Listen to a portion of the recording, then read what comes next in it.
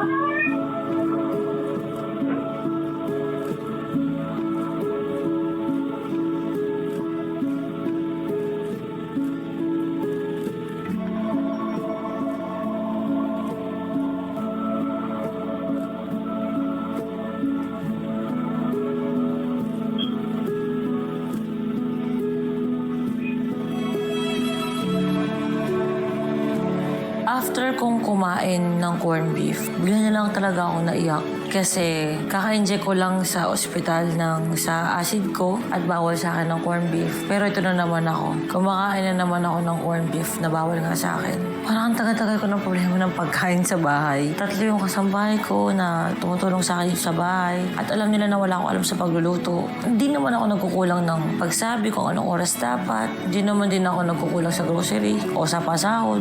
Hindi naman din ako masama. Pero stress talaga ako. Malalayak na lang talaga ako. Kasi ayoko na magalit eh. Ang dami kong sigaw dati, sa totoo lang. Pero napagod na ako. Ayoko nang magalit. Paulit-ulit ako. Parang wala na akong energy magalit. Tulad yan, may nangyari na masakit puson ko noon. Tapos sinabi ni Jowa, nainitin yung pang-initan ko sa tiyan. Ate, microwave mo nito, 30 seconds lang ha? Huwag susobra kasi pang-kasi. Sakto mo eh.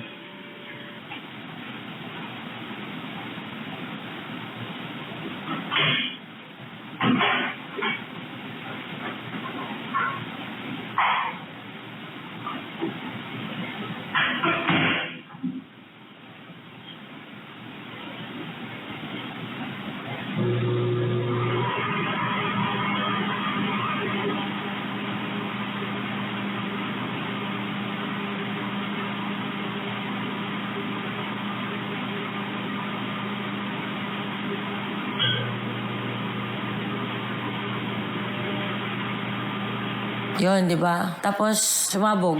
Tapos nagugulat ako na yung microwave. Ilang beses ko na sinabi, huwag sila mag-iwan ng pagkain. Ginagawa nilang stakan ng pagkainan. Tapos ayan, sumabog.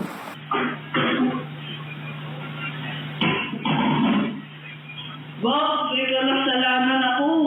Pumutok yung hot ng pwes ni Ma'am.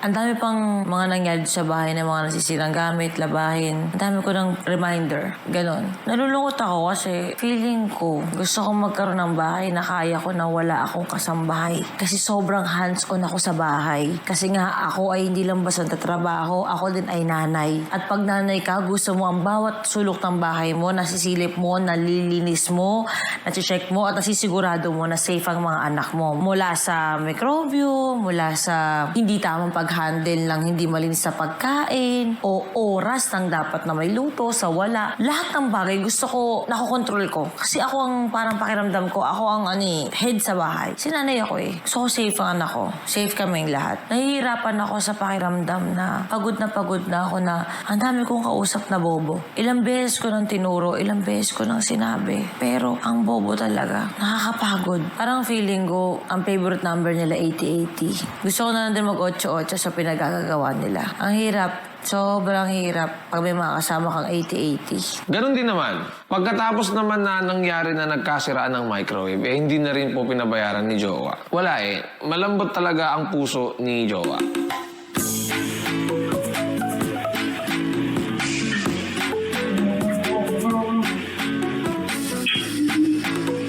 Buti na lang andyan yung mga anak ko. Nakakalma ako at sobrang saya ko. Parang nakakalimutan ko na, oh my God, nakapalimutan ako ng mga 80-80.